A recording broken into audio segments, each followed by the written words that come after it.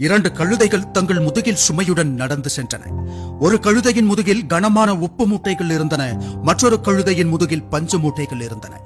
வழியில் ஒரு நதி வந்தது. அதன் மேல் ஒரு தற்காலிக பாலம் அமைந்திருந்தது.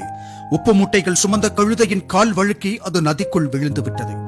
நதிநீர் உப்பை கரைத்து விட்டதால் அதன் எடை குறைந்து விட்டது. அந்த கழுதை மகிழ்ச்சியுடன் மற்ற கழுதையிடம் சொன்னது, சகோதரா, தண்ணீரில் விழுந்தால் சுமை குறைந்து விடுகிறது என்று.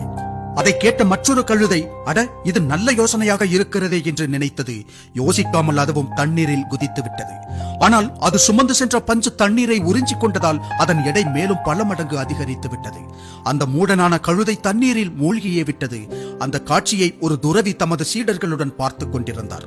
அதை பார்த்துவிட்டு, யாரும் எப்போதும் தமது விவேகத்தை விழிப்புடன் வைத்திருக்க வேண்டியது அவசியம். தன் புத்தியை பயன்படுத்தாமல் மற்றவர்களை நகலெடுப்பவர்கள் எப்போதும் கேலிக்குரியவர்களாகி விடுவார்கள் என்று தமது சீடர்களிடம் சொன்னார். நிஜ வாழ்க்கையிலும் அதுபோல் நிறையவே நடக்கிறது. யாரோ ஒருவர் வெற்றி பெறுவதை பார்த்துவிட்டு அவருடையது உப்பு மூட்டையா, தாம் சுமப்பது பஞ்சு மூட்டையா என்பதை கூட யோசிக்காமல் அவனைப் போலவே நகலெடுக்க முயற்சிக்கிறார்கள் பலர். ஒவ்வொரு மனிதருக்கும் ஆர்வமும் திறமையும் வேறுபட்டதாக இருக்கும்.